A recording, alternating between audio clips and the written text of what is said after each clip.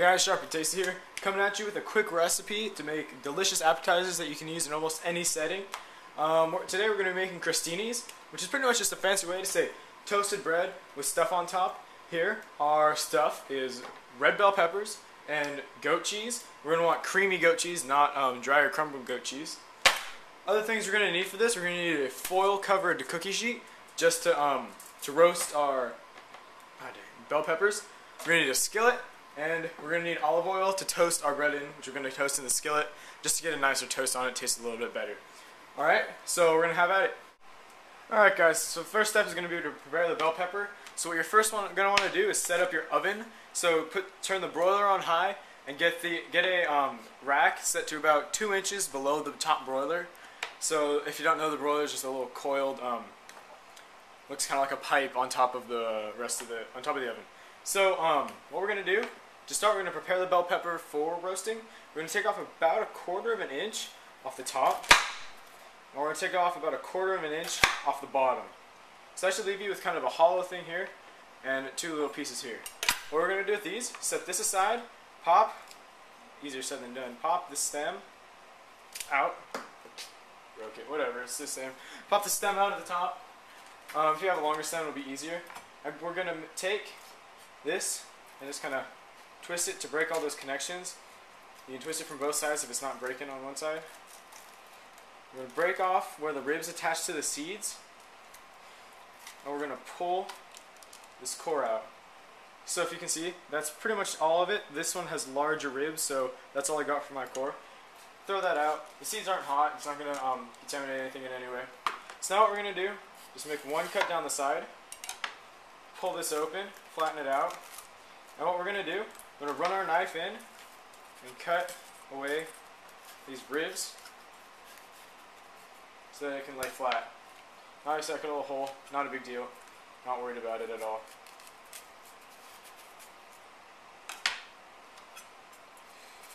Just keep cutting them out, just get them all out, get all of them because they're not going to cook well, they're not going to taste good. Get all of them out.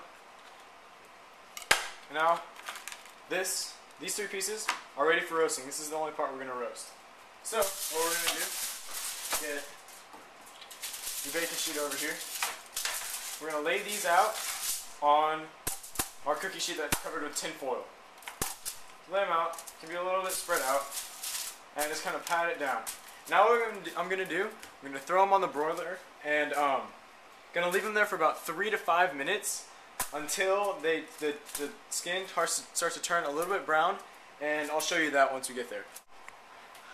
Alright, my bell peppers are in the broiler, and now it's time to start preparing our bread. So what we're going to do, pop out a bread knife here, cut off the heel of the bread, and we're going to start cutting our bread at an angle. I'm only going to make like 2 crostinis right now. Once you get your angle out, just cut them at an angle. The angle helps for the plating, it makes them look a lot nicer. Try and get them about the same thickness, and you can make them however thick you want. Depends on what your tastes are.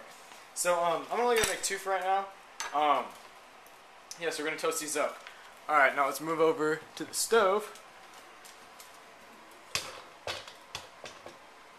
Alright, so what I'm going to do, turn this on medium to high heat, probably more towards the high side. And I'm going to pour a tiny bit of olive oil in there. You don't need much. Obviously I always put way too much oil in. So this time I'm just going to use a measuring cup. Pop it in a measuring cup so I can pour it more evenly and just accurately. So I have just a tiny little bit of oil in there. Spread it out a tiny bit more just so I can have a little bit more coverage of I'm toasting too.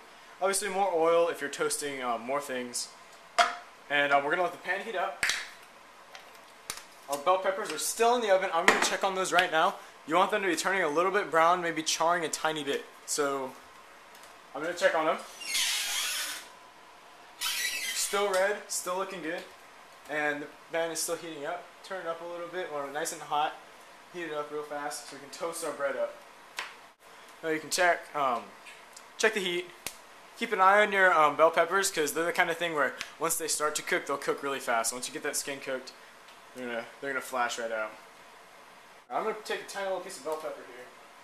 I'm gonna check the temperature. Just throw it in the side there. See, that's boiling up. That means that my pan is nice and hot. So I'm just going to throw my pieces of bread in, try and get them lay flat. And we want this on high heat so it'll actually brown and toast the bread instead of just like cooking our bread. Let's check on the bell peppers again. Alright, mine are starting to go. So what I'm going to do, I'm going to take them out. There we go. Watch the oven here.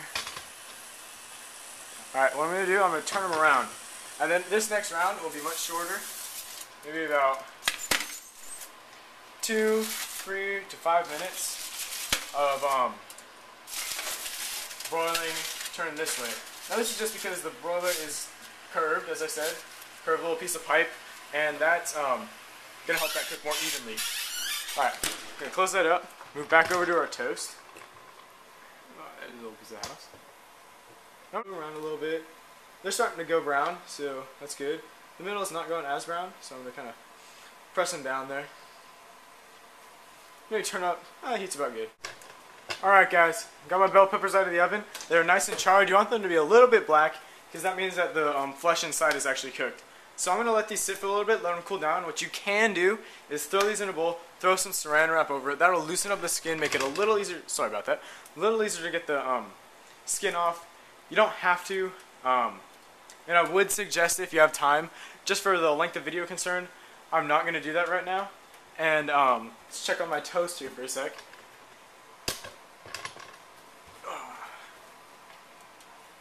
Alright, that's starting to look nice. So I'm going to flip that. Well, those are beautiful. Alright, let those cook up on the other side. Add a tiny bit more oil. If you notice that your pan's kind of getting a little bit dry, that's because the bread is soaking up the oil, as it should. Yeah, it'll make it taste delicious. As you can see, wham, it soaks it right up. Olive oil and bread, obviously very Italian. Crostini's are Italian. So that's what we're going for here. Alright, so basically you want your toast to be a little bit dark.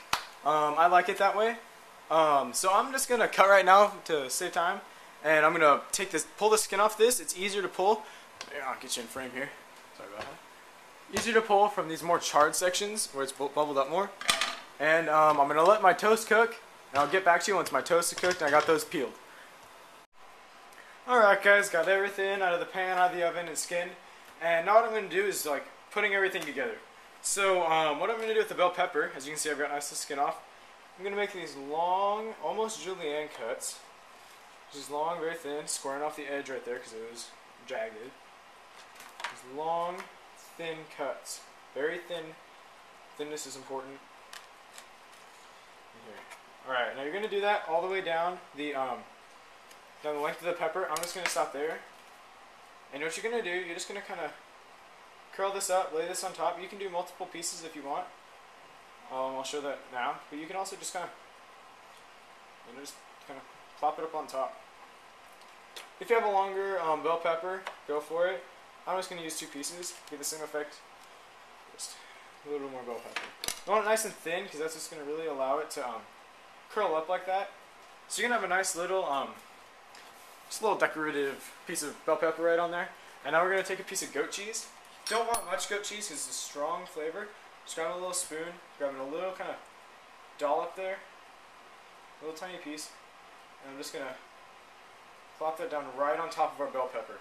Now what you're going to end up with is this nice, beautiful little, see if I can get a nice little close-up of this, beautiful little crostini with a nice bell pepper on top, and that tiny little bit of goat cheese. You don't need much, just makes it look nice. And do your toast to your doneness preferences. I like it here. Yeah, so there you go. There is a completed crostini with bell pepper and goat cheese on top. Great appetizer, works all over the place, any setting really. Weddings, I mean, really anything. Takes practice a little bit, I mean, to get the bell pepper right and to get your toast right. Honestly, I mean, for a lot of people, my toast is a little bit kind of flaky and dark, as I've said like 3 times now. But, yeah, so tastes great. The olive oil really gives the bread a nice good flavor. And bell pepper and goat cheese go well together. The goat cheese kind of adds a little sharpness to it. So that's all. How to make crostinis. Try it out for yourself. Again, if you don't get it right the first time, it's fine. Not the easiest of appetizers, but it is very simple in doing it once you know what to do. So now that you know what to do, go out and try it. Thanks for watching, guys. See you in my next video.